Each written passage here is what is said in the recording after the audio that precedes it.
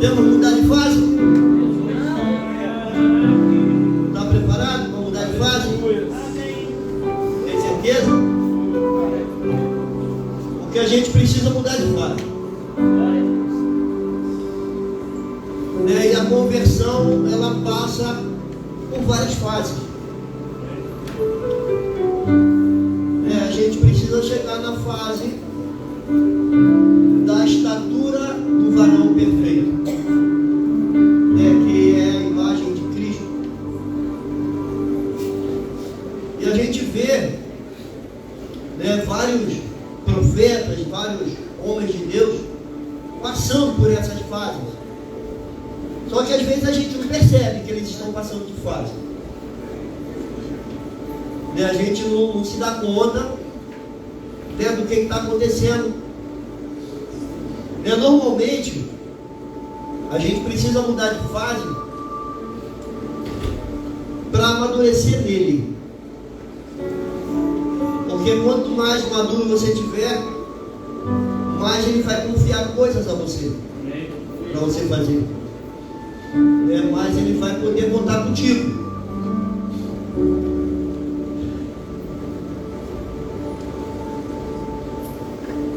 E aí a gente depende dele para passar de fase. Abre a tua Bíblia aí em Isaías, no primeiro capítulo, só para a gente ter um panorama aí de quem era Isaías. Ele era um profeta, né? Isaías era um profeta, um dos profetas mais usados, mais importantes do Antigo Testamento. No capítulo 1, chegou aí? Capítulo. Que isso? Tá chique demais. Chique no último. Maravilha, maravilha.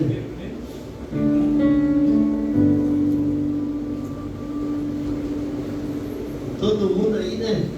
Legal. Então a visão sobre Judá e Jerusalém entregue.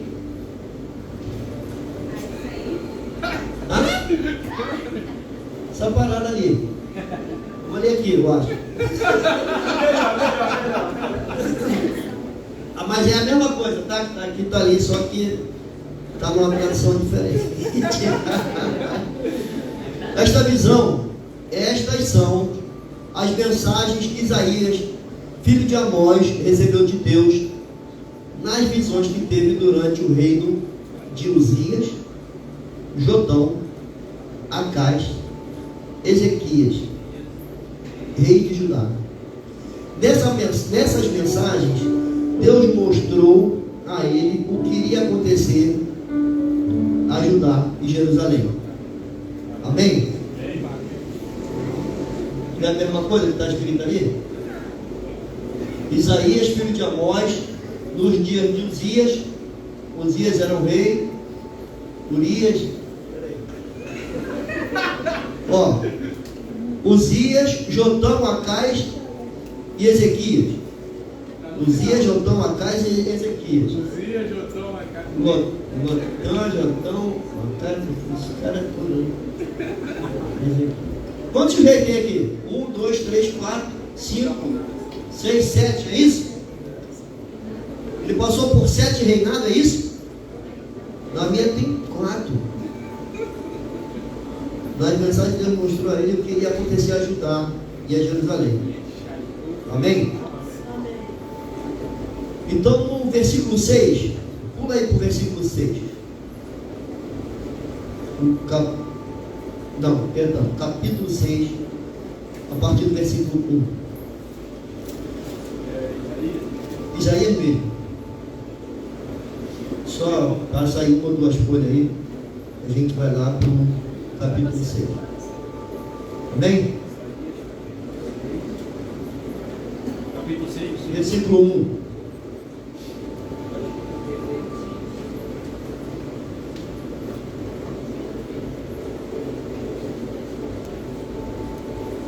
Mais parecido com a minha agora.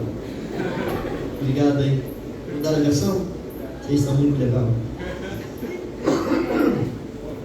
No ano em que o rei Uzias morreu, eu vi o Senhor.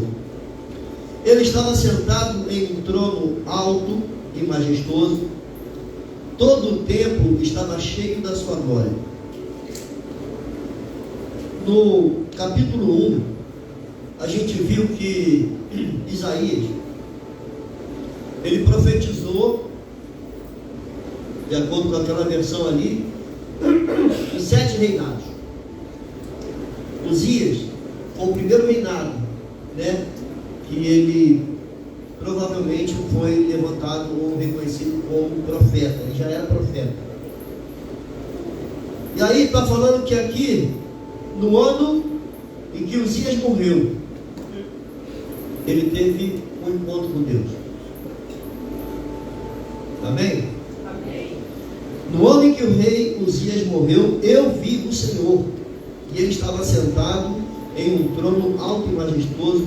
Todo o templo estava cheio da sua glória. À sua volta voava poderosos serafins. Versículo 2. Cada um deles tinha 6 asas. Com 2 asas cobria o rosto, com 2 cobria os pés, e com outras 2 voavam. Eles diziam em alta voz uns para os outros: Santo, Santo, Santo é o Senhor Todo-Poderoso. Toda a terra está cheia da sua glória. Era tão tremendo o som das suas vozes que chegou a sacudir o templo até os alicerces, e ele ficou cheio de fumaça. Então eu disse: chegou a minha hora, vou morrer. A gente está no versículo 5, né? Caralho, então eu disse: chegou a minha hora, vou morrer, porque eu sou um pecador. Sou um homem de lábios impuros, e agora eu vi o Rei, o Senhor Todo-Poderoso. A questão está aqui, nesse versículo 5. Chegou a minha hora, vou morrer, porque sou um pecador. Por que ele verbalizou isso? Por que ele falou isso? Me ajuda aí. Ele viu o rei, né? Isso aí desceu agora, fresquinho, quer ver? O rei natural morreu. Precisou o rei natural morrer para que os olhos dele se voltassem para o rei celestial. E até então ele não tinha tido esse encontro verdadeiramente com Deus, mas ele já era profeta. E aí quando o rei morre, ele tem esse encontro com Deus. E aí o que ele fala? Vou morrer. Por quê? Porque eu sou um pecador. E ele era profeta. Já era profeta. E onde é que ele vivia? No palácio do rei. Ele era conselheiro do rei. Ele ajudava o rei a governar. Ele dava conselhos para o rei. Ele trazia a direção de Deus para o rei. Eu não vou entrar na questão desse rei, né, do qual ele era um assessor mais ou menos, né, mas ele trazia as coisas de Deus para direcionar o rei.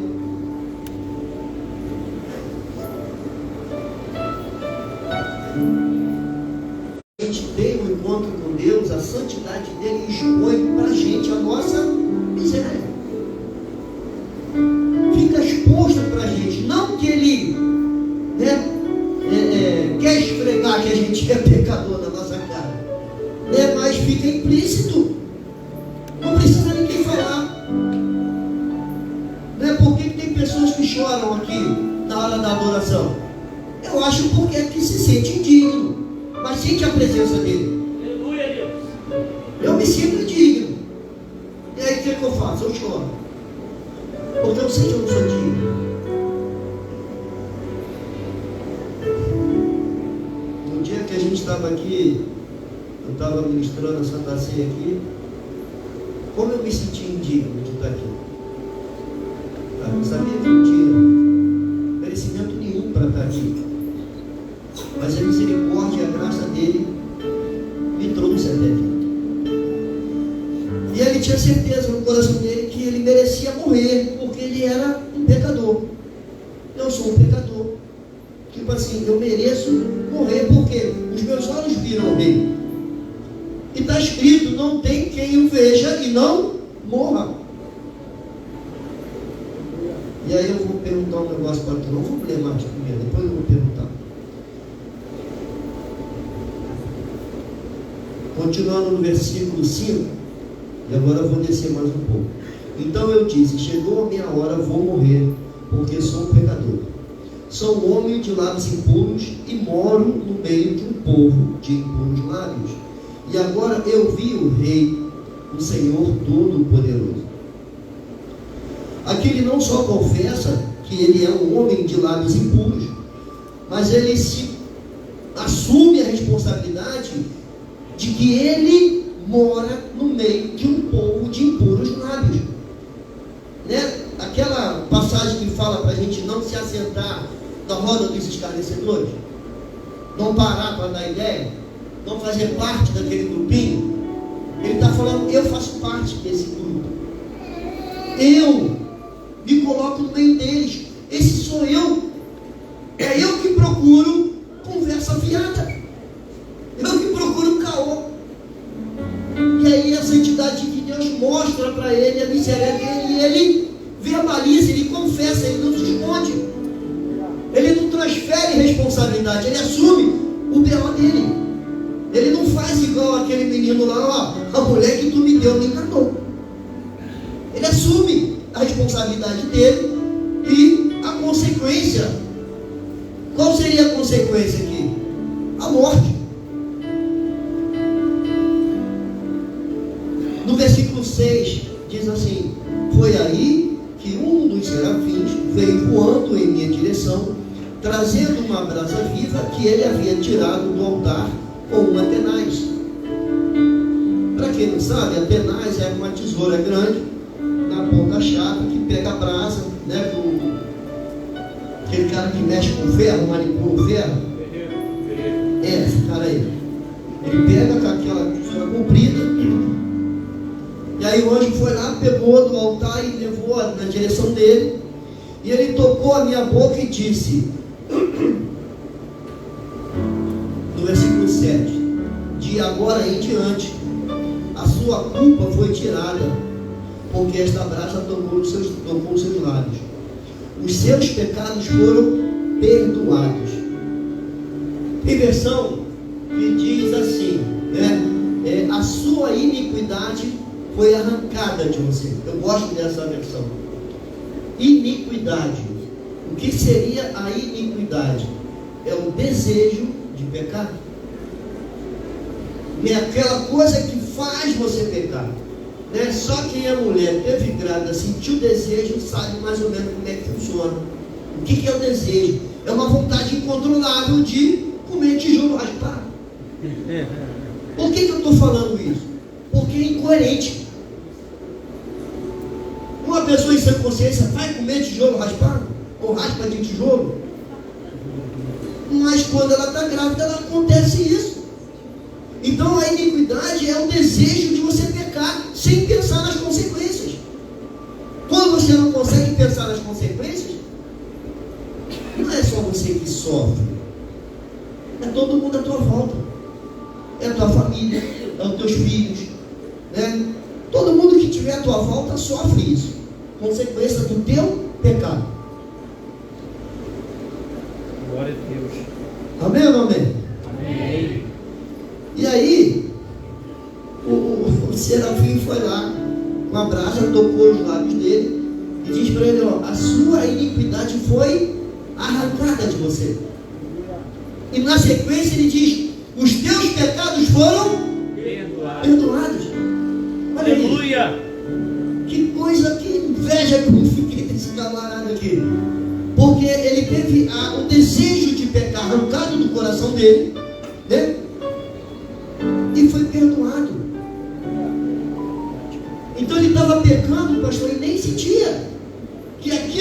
fazia, aquele padrão de comportamento dele era pecado, mas ele não tinha consciência disso. Por quê? Ele habitava no palácio do rei, no meio dos poderosos, e conversa fiada era papo corriqueiro no meio deles. Devia ter fofoca, devia ter mexerico, devia ter um monte de vacilação, que era aquela brincadeira que o homem gosta às vezes no barco de falar, né, de bobagem, a gente nem gosta de falar perto de outras pessoas, né, mas isso era normal no meio deles, e ele habitava no meio dessa galera, e ele assume a responsabilidade dele, ó, eu sou um homem de lábios impuros e habito no meio de um povo de impuros lábios. Estou pronto, pode me levar, posso morrer, porque os meus olhos viram o rei. E aí, na verdade ali, né, Deus estava mostrando a ele para que ele pudesse mudar de fase, para que ele pudesse ir mais além, porque só estava começando aqui o ministério dele, profético. Ele passou por quantos reinados? 7, 5, 4.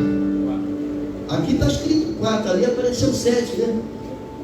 O nome que a gente não consegue nem ler. Mas então esse menino, eu vou chamar de menino, porque ele só podia ser um menino, um jovem. E o jovem tem essa questão da maturidade, falta maturidade, por falta de experiência, por falta de, às vezes, criação, exemplo dos pais. E aí, quando a gente é jovem, a gente é igual super-homem, né? A gente faz qualquer bobagem, acha que nunca vai ter consequência. E aí, dando continuidade aqui, no versículo 8, então ouvi a voz do Senhor dizendo: quem será o mensageiro que eu vou enviar ao meu povo? Quem irá por nós? Olha a fase aí, precisando ser mudada. Então, para que ele fosse enviado, para que ele fosse fazer aquilo que Deus queria, ele precisava abandonar aquelas velhas práticas de conversar fiado, falar bobagem e se assentar no meio da galera para bater papo e falar besteira. Não, isso aí tem que acabar. Eu sei que Paulo falou alguma coisa a respeito disso. Ele falou: quando eu era menino, eu pensava como menino, eu sentia como menino e agia como menino. Mas quando eu me tornei homem, eu abandonei as coisas próprias de menino. Então aqui ele não tomou a decisão de abandonar, mas ele confessou a miséria dele para Deus, né? Aí o anjo vai, né? Com certeza o anjo, o serafim lá que pegou a brasa no altar, não foi sem autorização de Deus. Deus é que deu um toque. Ajuda ele. Por que ele fez isso? Porque ele sabe que eu e você, a gente não tem condição de fazer isso em nós. Glória a Deus. Cadê aquela menina? Tinha uma menina aqui, mas acho que ela está ali dentro. E a gente estava, foi segunda-feira passada, não retrasada. Eu passei a segunda-feira inteira falando sobre isso, né? Porque as circunstâncias da vida acabam transformando a gente em pessoas que a gente nunca quis ser, né? A gente, muitas das vezes, acaba criando um padrão de comportamento influenciado por defeitos, né? Por conta de trauma, por conta de abandono, por conta de N coisas que aconteceram com a gente, né? Minha mãe, no meu caso, né, que me batia, né, quando eu me machucava, e aí eu desenvolvi um padrão de comportamento horrível, né, influenciado pela autopiedade, porque eu achava que eu não merecia aquela surra, né? Eu precisava ser cuidado, ser tratado, né, pegado no colo, e levado para o hospital, que eu sempre baixava no hospital quando eu me machucava. Era muito magrinho, muito fraquinho, qualquer tombo, que era osso quebrado.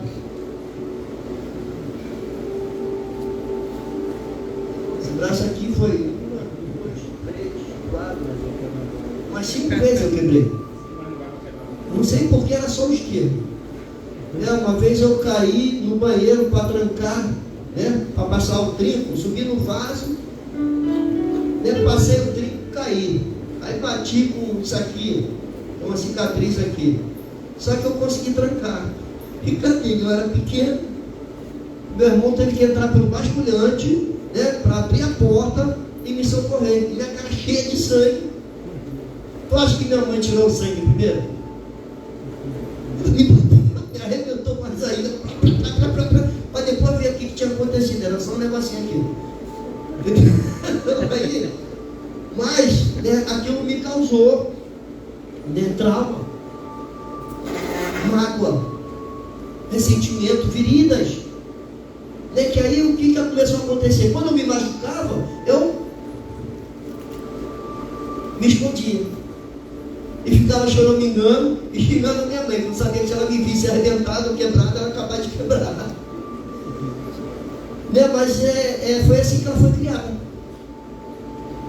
E para mim entender isso, eu só fui entender quando Deus me mostrou. E Deus só me mostrou depois que eu confessei o meu ódio que eu tinha da minha mãe, por ela fazer isso. Eu desenvolvi um padrão de comportamento influenciado pela minha autopiedade, que eu precisei ser mostrado isso. Olha o que a autopiedade faz. Porque eu fui pedir ajuda, porque eu não queria mais viver da forma como eu vivia. Eu não queria mais agir em função daquele defeito, porque eu afastava as pessoas de mim. Eu me aproximava com a intenção de tirar proveito delas. E aí eu adotava uma postura agradadora, fazia tudo, eu não dizia não para ninguém. Mas quando eu caísse, quando eu me machucasse, quando eu vacilasse, eles tinham que cuidar bem de mim. E aí isso não acontecia.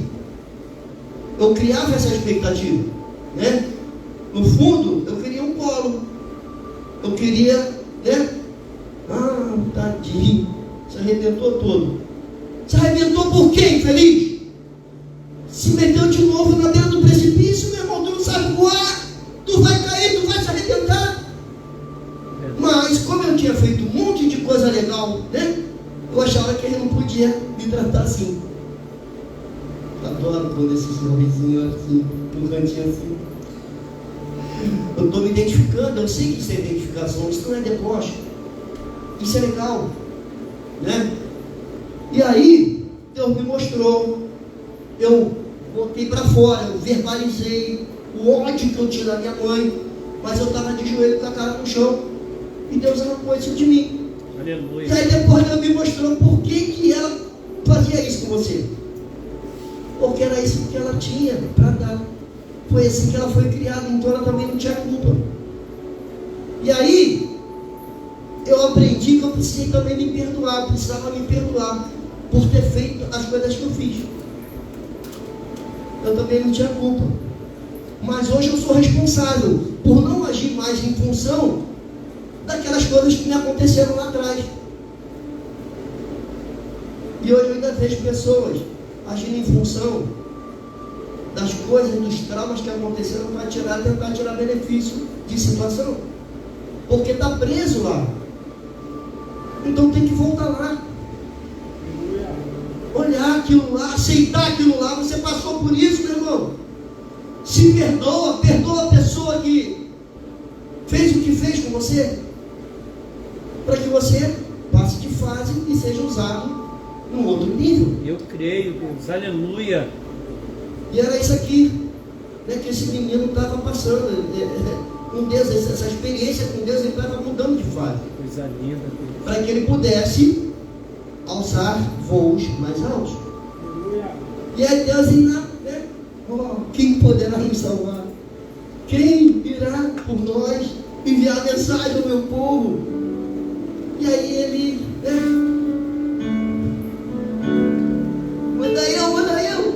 tinha ele lá, irmão. Só tinha ele com quem Deus podia contar. Ele era o profeta daquele tempo, daquela época. Aleluia. Não tinha outro, mas Glória. ele não podia ir daquele jeito. Eu creio, aleluia. Aleluia. Filho, cheio de vacilação. Amor. Falando um monte de bobagem. Tu vai falar de Jesus para alguém? Se falar, vamos falar o quê? Ô meu irmão, do jeito que está você, na tua vida assim, não quero esse Jesus não. Você vai envergonhar o nome dele. Então você precisa primeiro se consertar. Só que você tem que ter a consciência de que você não pode se consertar. As suas melhores ideias não vão te ajudar. Aleluia. Quem vai poder? Quem poderá me salvar? Só aquele lá. Aleluia. Só aquele lá que vai poder fazer por mim o que eu não posso fazer, o que eu não tenho condição de fazer. Primeiro, os meus olhos estão voltados para fora. E aí eu vejo a vacilação do outro. Eu vejo o defeito do outro, mas o meu eu não vejo. E se eu for orar, né? Dobro o meu joelho, bota a cara no chão. Eu tenho que orar primeiro por mim. Para Deus me mostrar o que precisa sair de mim que Ele não colocou. Ele não colocou. Tem muita coisa dentro da gente que Deus não colocou. Está entendendo, filho? Tem muita coisa aí dentro que Deus não colocou. Aleluia. Mas só Ele pode tirar. Por que Ele colocou? Foi o diabo. Foi Satanás, foi os demônios, né, que luta contra a gente. A nossa luta não é contra carne e sangue. São Aleluia. principados e potestades. Amém. Então ele coloca ideias na nossa cabeça. Ele coloca pensamentos, sentimentos contrários àquilo que Deus tem para a tua vida. É verdade. Por isso que ele fala, filho, pensa nas coisas lá de cima. Aleluia. Pensa nas minhas coisas. Aquilo que é digno, aquilo que é honesto, aquilo que é Bobagem. bacana. Não pensa bobagem não, porque a nossa cabeça passa muita coisa durante o dia todo. Eu estava conversando com um cliente ontem, que às vezes chega cliente lá para cortar o cabelo, eu fico com raiva. Imagina isso, Luiz. Estou trabalhando ali, eu tiro o meu sustento, cliente chega, eu fico com raiva. Por que eu fico com raiva? Só que eu faço, eu me questiono. Eu fico perguntando para Deus, por que eu estou pensando isso? Por que eu estou sentindo isso? Porque se estão trazendo sustento para mim, para minha família, por que eu estou com raiva desse cabeção? Será só porque ele tem uma cabeça grande, né? E aí, às vezes, isso aqui que eu percebo, passou da hora do almoço. Eu estou com fome. Quando eu estou com fome, eu fico com raiva. E aí eu, é fome. E aí, com fome, eu não raciocino direito. Com fome, eu não consigo tomar decisão direito. Eu tenho que encher a barriguinha, né? Para ficar feliz, para trabalhar legal. Né? Eu preciso mudar isso. Porque quando eu entrar no jejum, entrar no propósito, né? Que Deus vai pedir, vai cobrar para mudar de fase. Como é que vai ser? Eu tenho que, né? Quando eu faço esse jejum, tem um tempo que eu não faço. Mas quando eu faço, eu paro de falar. Eu fico danada de tudo, de todo mundo. Aí quando a Carla vem falar comigo, nada não. Aí quando ela percebe que ela deu comigo, não vou comer não. Ela, tá, entendi. Aí também ela não fala mais nada. Então a gente acaba, assim, sofrendo consequências de coisas de lá da nossa infância. E a gente vem carregando uma bagagem desnecessária. Mas assim, o legal dessa história é a gente começar a perceber essas coisas. Né? Naquela segunda-feira que eu fui lá na casa do Renato, que eu passei o dia inteiro falando sobre isso. Aí cheguei lá, a irmã estava falando sobre isso também. Eu falei, pô, legal, eu tenho a solução, eu tenho a resposta para isso. Né? E aí, né, eu aprendi que se eu escrever a respeito da situação, trazendo, né, o maior número de detalhe possível da questão. Data aproximada, se não a precisa. E aí eu percebi que Deus, ele faz isso. Todo livro que começa na Bíblia, ele dá um ano, dá um mês e dá um panorama do tempo que aconteceu. Eu tenho um mistério aí, eu não sei o que é, mas tem. E aí, né? A irmã falou, tu tem? Eu falei, tem. Escreve sobre essa situação. Porque você vai lembrar de detalhes, mas não é de qualquer jeito. Primeiro você ora, senta com papel, uma caneta na mão. Papel e caneta. Às vezes eu falo lápis e caneta, né? Papel e caneta. E começa a escrever, né? Como é que foi? Como é que aconteceu? O que você sentiu? E hoje, lembrando do fato, é o sentimento que você tem. E aí você começa a trazer muitos detalhes que fogem à memória. E aí você percebe que o que Jesus falou, o que contamina, não é o que entra. Não é o que você vê, não é o que você ouve, não é o que falam, não é o que fazem. E sim, o que sai. É como você reage às coisas que te acontecem. Isso é o que te contamina. Isso é que cagueta o que teu coração está cheio. Aleluia. Está entendendo? E aí, eu falei sobre isso. E aí uma menina, na hora que a gente estava saindo, falou assim, Dilton, eu faço isso. Eu falei, quem te ensinou? Não sei, mas eu faço. Né? Eu trago situação, quando eu paro para escrever, eu lembro de detalhes que eu não lembrava. Aleluia. Mas isso é uma terapia, tá? Para a gente poder descobrir a verdade sobre nós, né? Que verdade é essa? A natureza exata da nossa falha. Por que que a gente usa esse padrão de comportamento? Né? E onde é que está o meu problema? Né?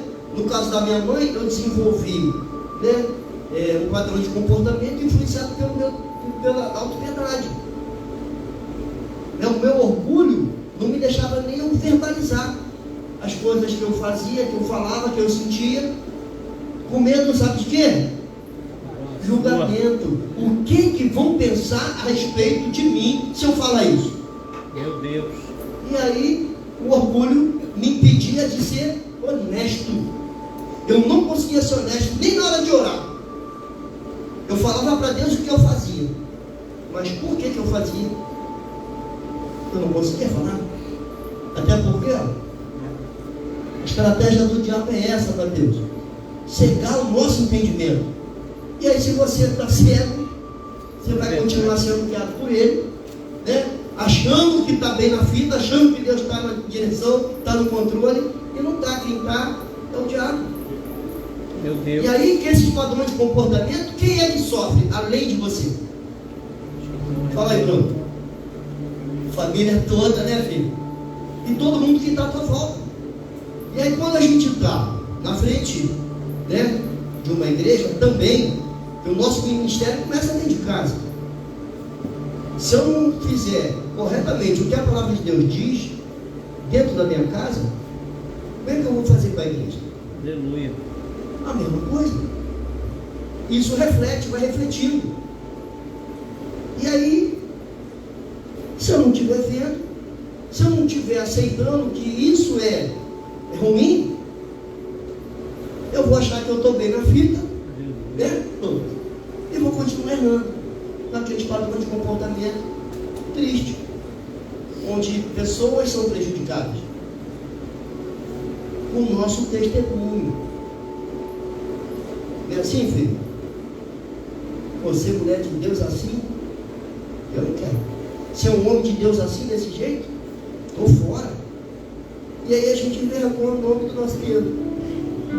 Mas na hora do louvor, na hora da adoração, é tão forte a presença que a gente chora, ora, canta, sapateia, pula, faz parar. E quando sai daqui? Os padrões de comportamentos prejudiciais mudam.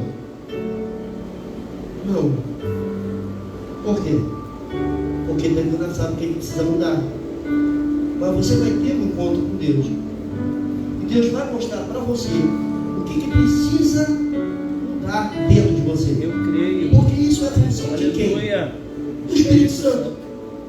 A função do Espírito Aleluia. Santo é essa, é convencer você do pecado. Esse menino sabia que estava pecando? Ele tinha noção de que as palavras dele, que saíam dele, era pecado? Ele ainda sentava na roda dos escarnecedores para falar bobagem.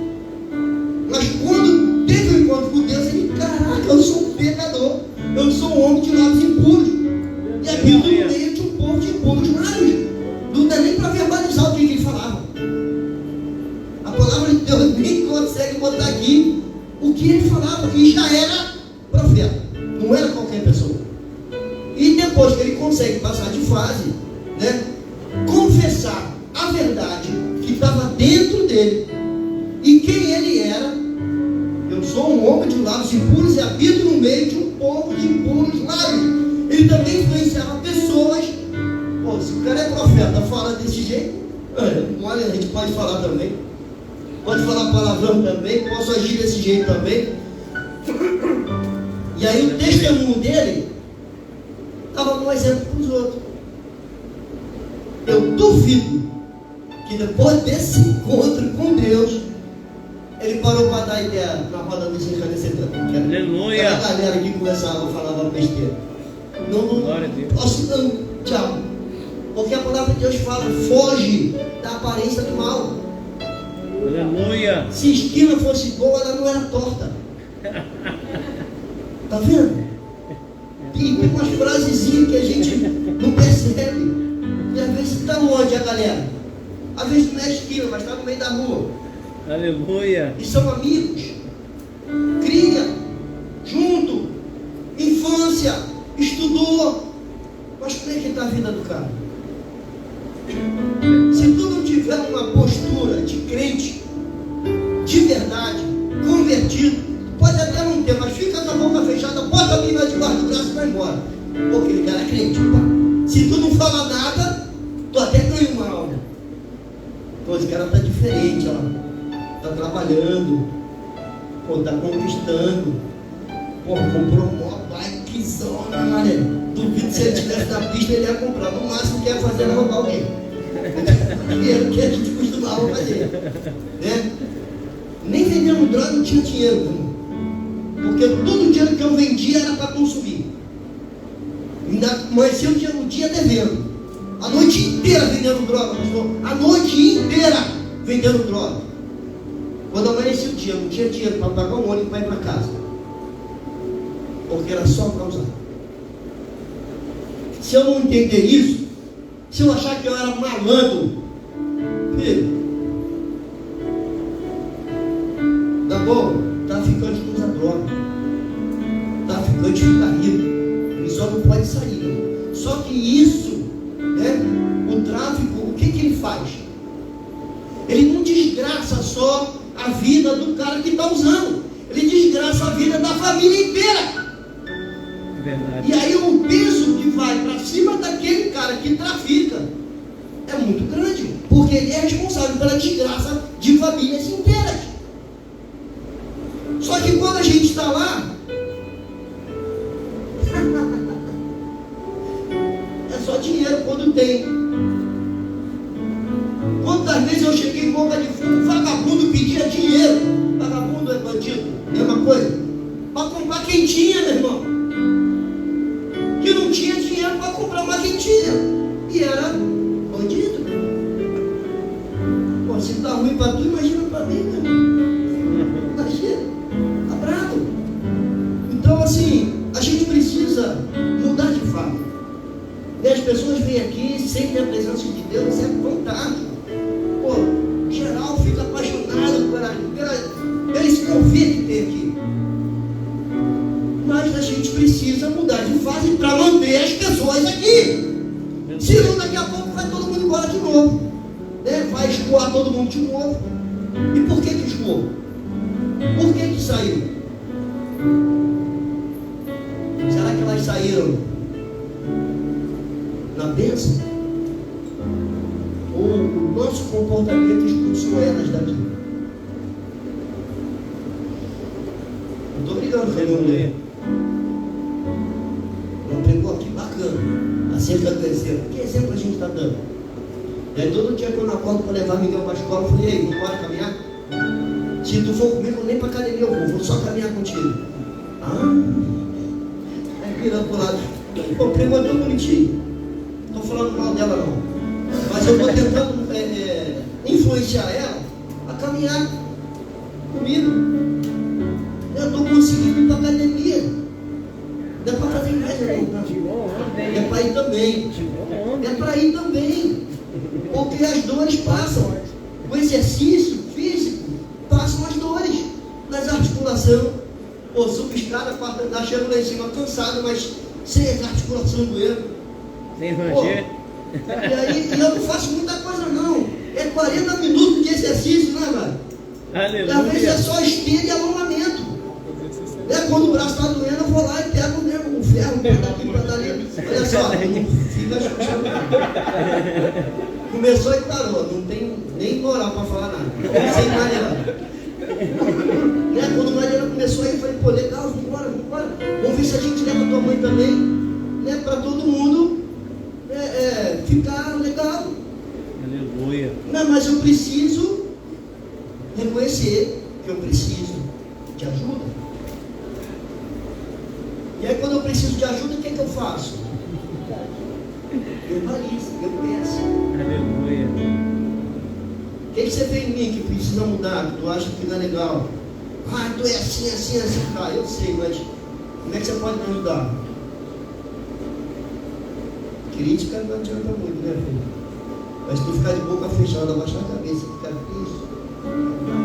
Se eu preciso, não tem nada. Então, assim,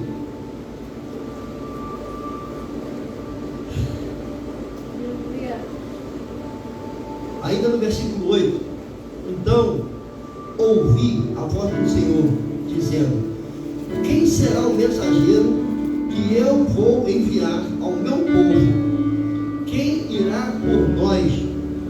E aí eu respondi: eu irei, Senhor, envia-me a mim. E o Senhor respondeu-me: sim, você irá. E esta é a mensagem que você levará a este povo: vocês vão ouvir as minhas palavras muitas vezes, mas não vão entendê-las. Vocês vão ver, mas não entenderão.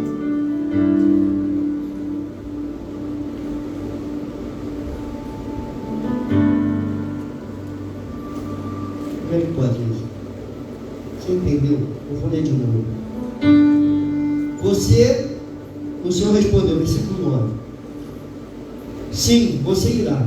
E esta é a mensagem que você levará a este povo: vocês vão ouvir as minhas palavras muitas vezes, mas não vão entendê-las. Vocês vão ver, mas não entenderão. Vocês vão ouvir,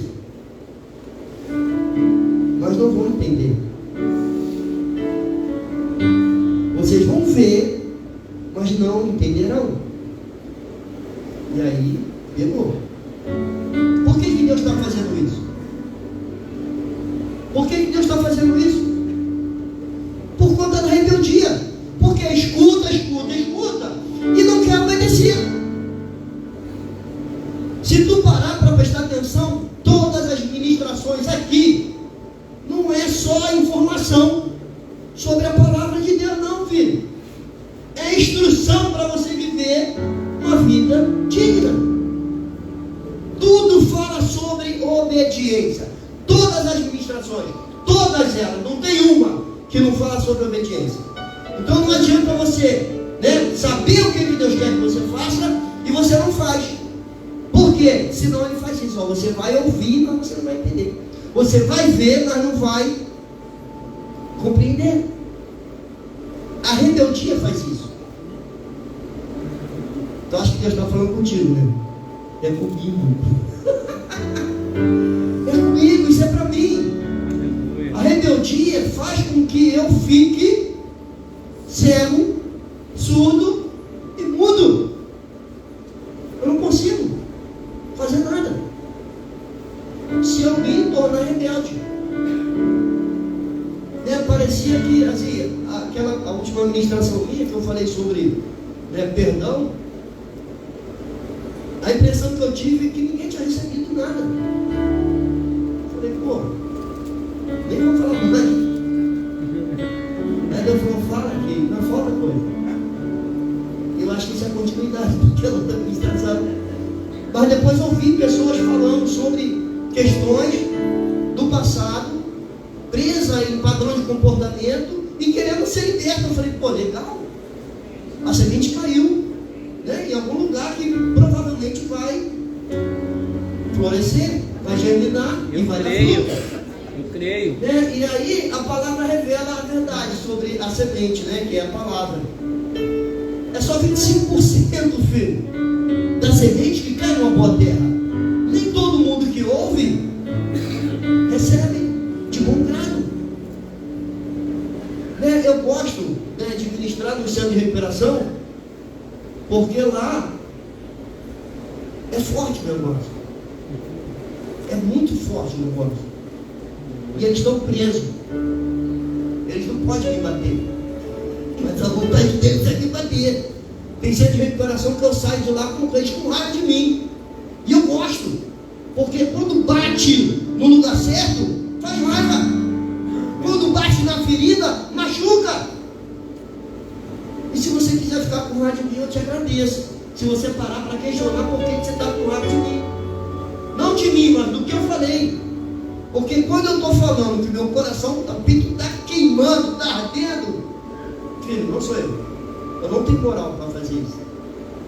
De tocar lá dentro, onde precisa ser tocado. Eu não tenho essa condição. Mas ele tem, ele pode. Glória a Deus. E às vezes ele me usa para isso. E hoje a gente foi levar umas bênçãos, né? Aí tinha um menino lá que ele já estava um ano no centro de recuperação. O período é 6 meses. E aí, né, lá chegando, o menino, não, porque Deus falou para mim ficar mais e tal, não sei o que, eu falei, meu irmão, você precisa se tornar uma pessoa aceitável, responsável e produtiva para a sociedade. Tu dentro do centro de recuperação, você não vai acontecer isso. Você está comendo, bebendo, dormindo sem pagar. É isso que você está fazendo, está comendo, bebendo, dormindo sem pagar, meu irmão. Ah, mas eu estou ajudando o pastor, filho, quer ajudar o pastor? Vai trabalhar e traz o dízimo, traz bênção, traz donativo, traz mantimento. Aí você vai ajudar o pastor, você vai ajudar a obra. Agora, ficar aqui dentro, comendo, bebendo, dormindo, sem pagar, vai ajudar em quê? Porque o serviço é rotativo. O serviço é rotativo, daqui a pouco eu tenho que sair e vai entrar outro no meu lugar. Daqui a pouco o pastor Manuel vai ter que sair e vai entrar outro no lugar dele. Porque é o ministério, tem que ser tocado. Eu não sou nada, eu não sou ninguém. Né? Daqui a pouco, né, o Breno já está bem falando para cá, mas tem que treinar outra pessoa para botar aí. Cadê o menino que ia treinar a bateria, que falou e não fez? É começar a treinar para botar na bateria. Eu estava conversando com o Carlos, o Miguel está tocando direto, né? É quarto domingo, é uma benção ele tocando. Mas ele é só uma criança. Eu falei, pô, o Bruno toca, o Breno toca, e ele toca, por que ele não faz mais carro? Né, para dividir a responsabilidade. Porque daqui a pouco ele também vai crescer e vai ter que entrar outro no lugar. Tem que ser rotativo para dar a oportunidade de outras pessoas entrarem, desenvolverem e alçarem voos mais altos. Glória a Deus. É assim que funciona, né? Um profeta morre, nasce outro, ou então Deus abate um rei, levanta outro. Se tu não fizer aquilo certinho que ele está mandando, então se Deus mandar, filho, tu vai voar. Não interessa se tu não tem asa, tu vai voar, meu irmão. Glória porque ele a vai Deus. te dar condição de voar. Eu creio. Mas se ele não mandou tu voar, vai andando, corre. Ele Aleluia. vai te dar condição de você andar e você correr. Aleluia, Eu queria Deus. voar aqui, junto com o pessoal do louvor. Glória a Deus. Mas Deus não me chamou para voar no louvor. Vem cá, Breno, segura aqui, pá. Vai, chama aqui. O que fazer quando ele vem? Aleluia. Pô, ficar aqui, né, sentindo a presença de Deus, eu acho que não tem coisa mais prazerosa do que isso. É bom demais. Aleluia. É bom demais. E aí eu vou te perguntar uma coisa. A palavra de Deus diz, né, que não tem quem veja Deus e não morra. Toda pessoa que vê Deus morre. E aí eu te pergunto, Isaías morreu? Morreu ou não morreu? Morreu. Foi arrancado de você a tua iniquidade. O desejo de pecar foi tirado de você. Aleluia. Moisés, quando teve encontro com Deus, nem aqui que os caras falaram, não vai você, fala com ele e passa para a gente, porque se a gente vê-lo, se nós falarmos diretamente com ele, a gente vai morrer. O que eles não queriam que morresse? Era o eu deles. Porque quando Moisés desce, é outra pessoa, não é mais o mesmo. Aleluia. Quem era Moisés? General do exército de Faraó. O cara era poderoso em palavras e em ações. Ele não pedia, ele mandava. E se não obedecesse, ele matava. Ele era sanguinário. E diz a palavra de Deus que ele se tornou o homem mais manso da face da terra. Então aquela natureza dele morreu. Morreu. O eu dele morreu. O eu de Isaías morreu. Para quê? Glória a Deus. Para ele mudar de fase. Para ele fazer aquilo que Deus queria que ele fizesse. Tu vai falar, eles vão ouvir, mas não vão entender. Glória a Deus. Eles vão ver, mas não vão compreender. Mas o que provoca isso? A rebeldia. A não obediência. A não obediência.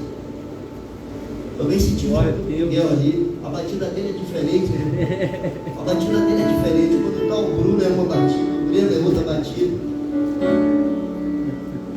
Não te falta dele mesmo. Mas ele está lá em casa, ele está bem, está melhorou, está levando de velho. Glória a Deus. Ele reclamou ontem de dor de cabeça, não sei o que. Eu falei, pode ser o óculos já, né? Talvez precisa fazer um exame. Ou pode ser, sabe o quê? A tela do celular pode estar provocando essas coisas aí. Aí eu falei para ele não pegar, ele veio com uma história, pai, o professor mandou, olha só, como é que as crianças querem. O professor mandou a gente jogar um jogo de tal, um negócio de estratégia. Eu falei, é mesmo? Fala pro teu professor que o teu pai falou que tu não vai pegar mais celular tão cedo. O senhor só não quer que eu pegue o celular, não, filho. Você não está com uma dor de cabeça? Então me leva no médico, me leva no médico. A gente vai levar. Mas eu acho que tem alguma coisa a ver, né? Com óculos, com grau, com a tela do computador, do telefone. Morreu ou não morreu esse menino? Morreu. Agora não mudou de ideia, né? É o que precisa acontecer com a gente. Aleluia. Descer aqui um anjo, uma brasa na tenaz. O que você vai falar para ele?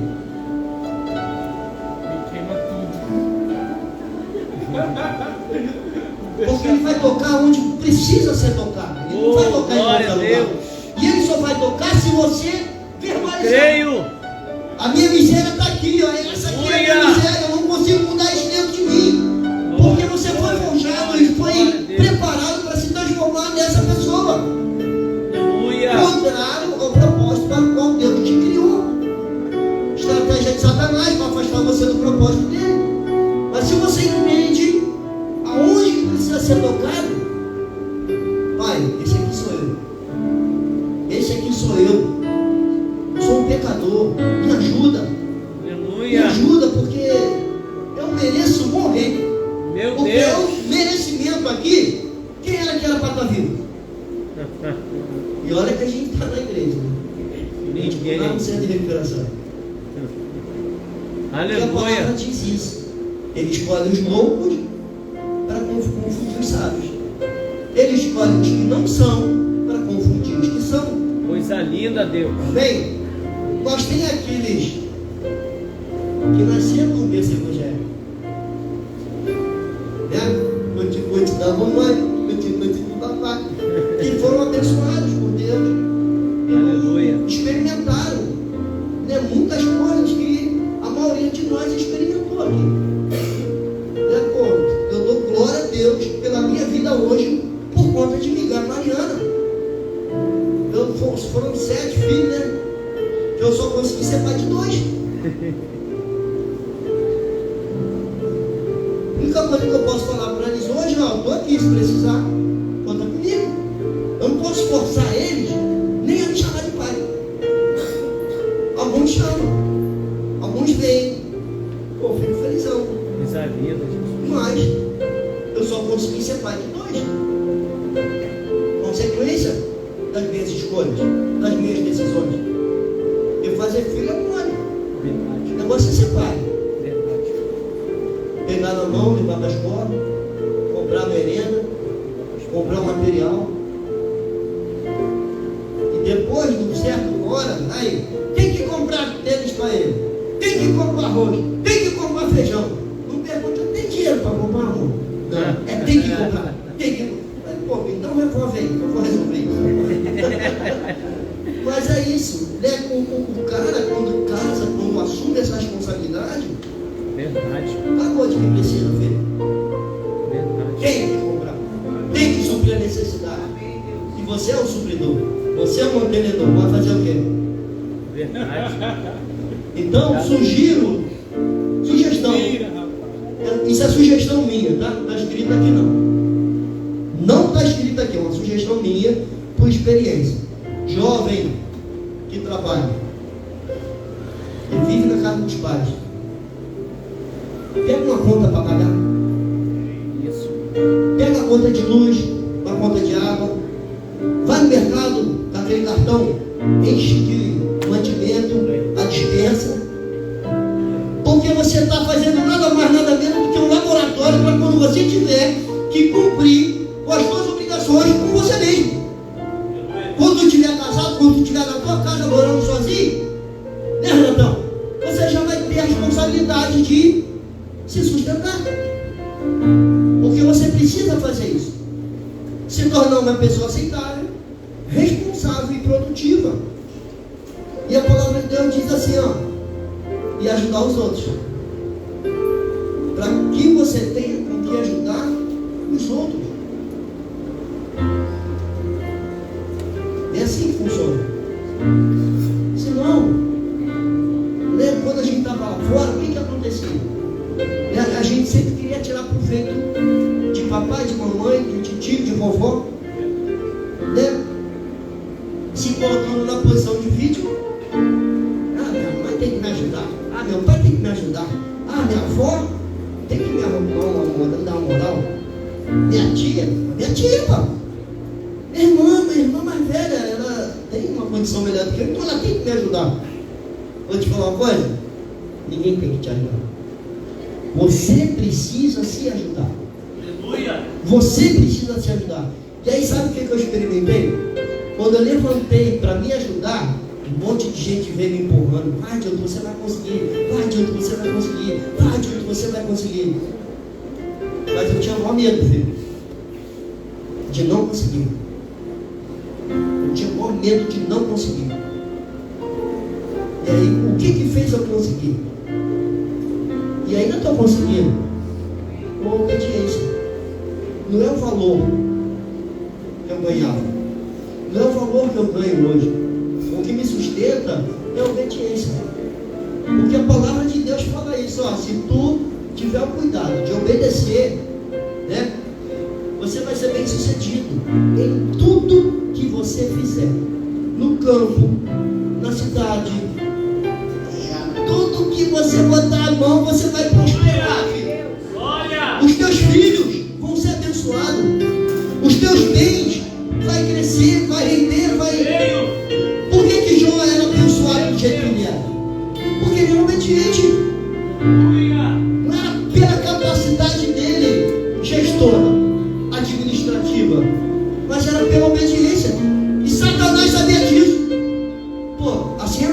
Tu cerca ele de todos os lados.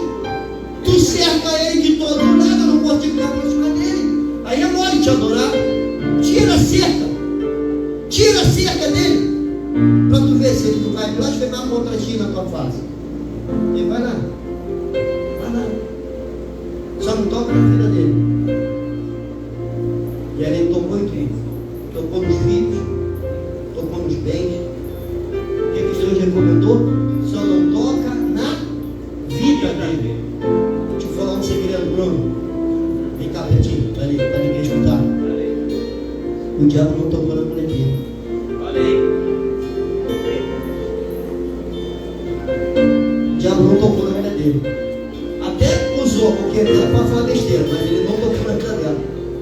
Amaldiçoou esse Deus e morre logo, cara. Porque ela também já não aguentava mais ver o sofrimento dele. Você está disposto a mudar de fase? Você quer mudar de fase? Você quer ser enviado para fazer aquilo que você sabe que você não tem condição de fazer? Mas Ele vai te capacitar se você se dispor. Está afim?